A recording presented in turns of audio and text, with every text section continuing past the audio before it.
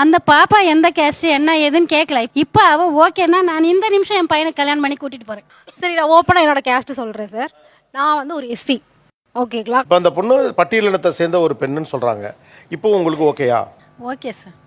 இல்ல முதல்ல இந்த ஸ்பீடு இப்போ இல்லையேன்னு கேட்குறேன். வீட்டுக்காரர் கேட்கணும் சார். என்ன முதல்ல மட்டும் வீட்டுக்கார கேட்கல? சொல்லு தெரியல சார். தெரியல.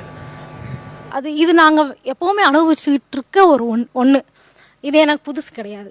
படிக்கிறதுல காலத்திலேருந்து இப்போ வரையவே எங்கேயோ ஒரு இடத்துல ஏதோ ஒரு இடத்துல என்ன மாதிரி எத்தனையோ பொண்ணுங்கன்னு கிடையாது, பசங்க எல்லா இடத்துலையுமே ஒரு இதை வந்து நாங்கள் அனுபவிச்சுட்டு தான் இருக்கோம்.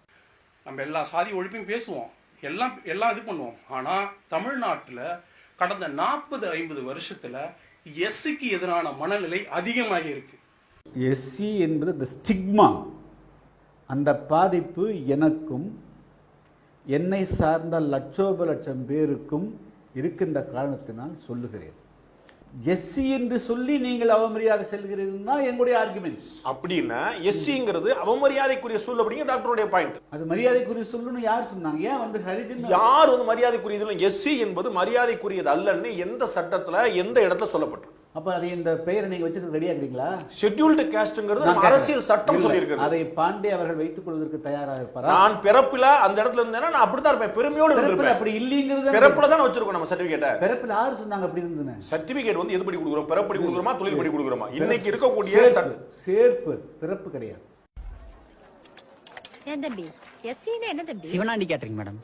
அதான பார்த்தேன், நான் கூட வெளிப்படையாவே போட்டு வந்துட்டீங்களோன்னு நினைச்சேன். ஐயோ வெண்ணிலா, நீ இங்கதான் இருக்கியாமா? நான் உன்னை பார்க்கவே இல்லை, தப்பா எடுத்துக்காத. தப்பா எடுத்துக்கிட்டா மட்டும் பேசாம இருக்க போறீங்க?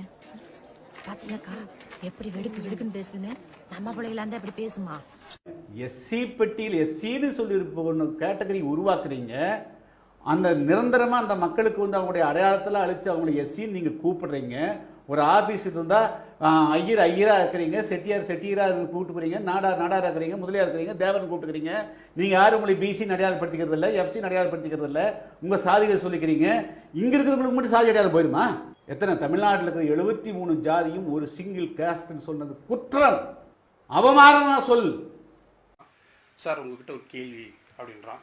சரி சொல்லுப்பா அப்படின்னா, இல்லை சார் நான் வந்து எஸ்சி, நான் வந்து இடஒதுக்கீட்டில் நான் படிக்கலை, நான் வந்து ஜென்ரலில் படித்து இடஒதுக்கீடே வேணாம் அப்படின்னு சொல்லிட்டு நான் படித்தேன். இப்போ நான் இடஒதுக்கீட்டில் படித்தாலும் படிக்கலைனாலும் என்னை இந்த சமுதாயம் எஸ்சியாக தான் பார்க்குது, என்னை இந்த சமுதாயம் ஒடுக்குது. நான் இடஒதுக்கீடு வாங்காமல் பொதுவாக படித்து வந்தேன், எனக்கு ஒரு சர்டிஃபிகேட் இந்த அரசாங்கம் கொடுக்குமான்னு கேட்குறான். இந்த கேள்விக்கு பின்னாடி இருக்கிற வழி உங்களால் உணர முடியுதா? ஏன்னா அவன் என்ன நினைக்கிறானாக்கா, இடஒதுக்கீடு வாங்குறதுனால அவனை இந்த சமுதாயம் ரொம்ப கேவலமாக ட்ரீட் பண்ணுது, அந்த இடஒதுக்கீடு எனக்கு வேணான்றான். நீ நினைக்கிற பொது சமுதாயத்தினுடைய மனிதனா நான் வாழணும்னு நினைக்கிறேன், நான் வாழ்ந்துட்டு இருக்கிறேன், அதுக்கான சான்றிதழ் எனக்கு அந்த அரசாங்கம் கொடுக்குமா? அப்பயாவது இந்த சமுதாயம் என்ன மதிக்குமான்னு கேட்கறான். என்னடா பெரிய மாதிரி முடிக்கிற? என்ன கோட்டாவுல வந்த கோழி குஞ்சு?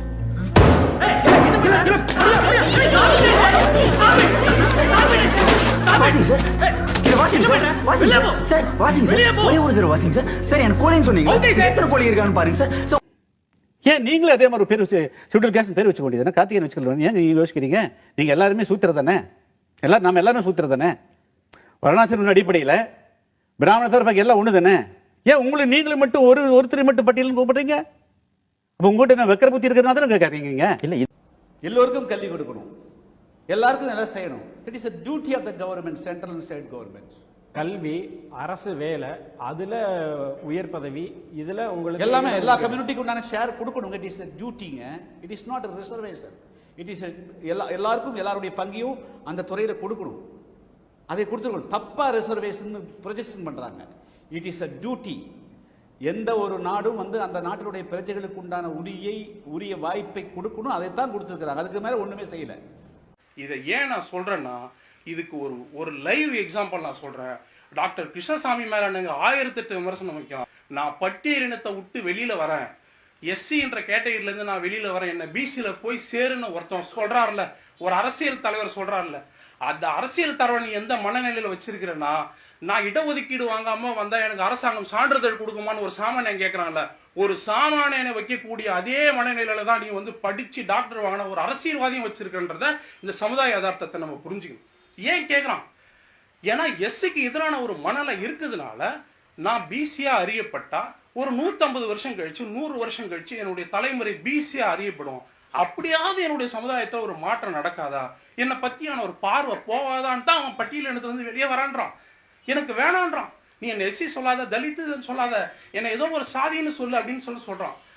பல மாநிலங்களில் இடஒதுக்கீடுகளுக்காக பல ஜாதிகள் போராடி வருகிறது. குஜராத்தில் பட்டேல்களும் ஹரியானாவில் ஜாட்டுகளும் போராடி வருகிறார்கள். போராடுகிறவரை எல்லாம் கூப்பிட்டு வாங்கய்யா எஸ்சியில் இடஒதுக்கீடு கொடுக்குறோன்னு சொன்னால் போராட்டத்தை விட்டுட்டு ஓடிடுவானுங்க பாதியிலேயே. அந்த நிலைமையில தான் இருக்குது. எஸ்சிங்கிற ஒரு இழிவாகவே கண்டுக்கப்படுகிறது. நீ இடஒதுக்கீடு உங்கள் உரிமை இழிவில்லை என்று பேசுவ. 70 வருஷமா நீயே கொடுத்துட்டு இருக்கிறது எங்களுக்கு பிச்சையாக தான் தெரியுது. நாங்கள் அதிகாரத்துக்கு வந்து நாங்கள் அதை எடுத்துக்கிறோம். எங்களுக்கு தேவையான உரிமையை நாங்கள் எடுத்துக்கொள்கிறோம்.